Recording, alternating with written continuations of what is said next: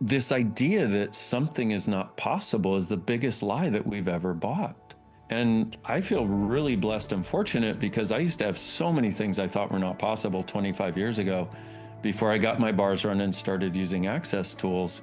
And it just started melting instead of functioning from, oh, this is not possible, this is not possible, I'll do this, I'll take what I can get. I started going, what would I like to have? What would I like to create? If I could have anything as my life and living, what would it be?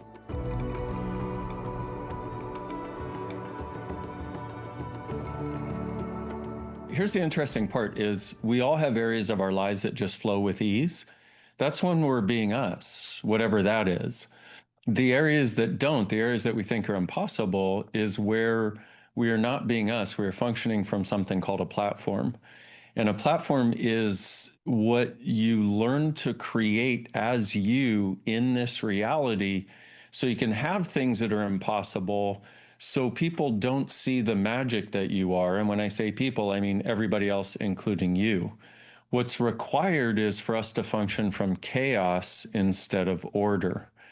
And we've all been taught that chaos is havoc. Havoc is destruction. Chaos is miraculous creation. Chaos is what happens when you just think of something and it shows up, or you think of someone and they call.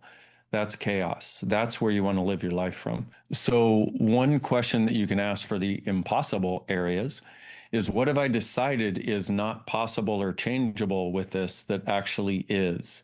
And what would I have to choose and be to change it? And notice what I'm doing with that is I'm doing something really simple. I'm asking a question rather than staying with the conclusion that's in front of my face, because a conclusion and judgment are the same thing, basically, and their order. They structure reality. And now you have this box or this wall in front of you. Chaos is asking a question. What would it take to change this? And so a lot of the access processes, all of them basically are in the form of a question, because the question is the introduction of something different. And then the clearing statement undoes what doesn't allow that difference to show up. So, what areas of your life, everybody, have you decided are impossible that you are suffering just because you decided or bought that it's impossible, rather than asking a question and creating possibilities that you are capable of creating? Everything is the opposite of what it appears to be. Nothing is the opposite of what it appears to be. Okay. So, we decide it's not possible and then we justify why. So what happens is your point of view creates your reality because you have that much power. Okay. Reality does not create your point of view. If your point of view that you buy is that something's not possible, then you justify why. It doesn't occur the other way around.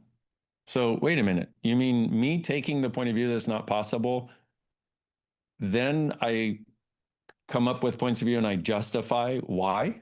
Yeah, that's how it works. What? But you don't think about it. It's underneath telling you everything that's not possible because everything's not possible because of our history. Everything is not possible because of our family. And when you hear the because, you go, oh, okay, well, then it's not possible because we have a because, therefore it's not possible. That's bullshit. A because is a point of view you either buy or create to prove that it's not possible. So is anything truly not possible, or are we just not asking enough questions about the possibilities we would like to have? And are we not willing to be different enough to create a life in living where we thrive, even if other people don't choose to? You may notice it's difficult to think right now. Perfect. That's where you want to be. When you're not thinking, you can choose. When you're not thinking, you can be chaos. When you're not thinking, you can ask and receive. When you're not thinking, you're also not judging. Our judgments are what we use to show us what's possible and what's not, and the perfect structure for everything.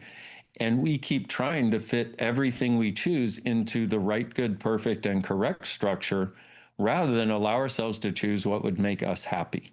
What I'd like y'all to do is think of one or two things that you decided were not possible, but you would really like to have. This idea that something is not possible is the biggest lie that we've ever bought. And I feel really blessed and fortunate because I used to have so many things I thought were not possible 25 years ago before I got my bars run and started using access tools. And it just started melting. And I started, instead of functioning from, oh, this is not possible, this is not possible, I'll do this, I'll take what I can get. I started going, what would I like to have? What would I like to create? If I could have anything as my life and living, what would it be? It's just something you are making true, partially because of your family, partially because of your life, partially because of your history. But a huge amount of it is that you're not willing to be greater than other people. You think if you're greater than them, you're not going to be able to save them and heal them and change them and make them happy. So let me ask you a question. How many of you would like to change other people's lives for the better? We have this desire to create the world as a greater place. And we think if we become greater, then that's making other people less. But I have a question for you. What do people value more? What they can have or what they can't have? What they can't have. If they can have it, it has no value to them. So you trying to make yourself what other people can have are having the opposite effect that you think you're having. Ah, I need to massage my brain. Ah. Okay. So you making yourself less so that other people know that they can have what you're having makes them not want what you're having, because if they know they can have it, and if you're dumb enough to limit yourself so they can have what you're having, they have no desire to have what you're having. They look at you and they're like, why would I listen to you? I can do that. See, this reality knows if you're happy, it can't control you. Your parents knew if you were happy, they couldn't control you. Everyone you know knows if you're too happy, they can't control you. So they would rather have you be unhappy and controllable. And this entire reality is based on it. This entire reality exists so that you will continue to choose polarity, judgment, et cetera, et cetera, et cetera, so that you can be a sheep rather than a shepherd. We're the ones who can make a different choice, though. What I do is I just tap into your world for what I can contribute to you that will create the most in this moment and create a divergence or a difference in your future so that it can expand more like this.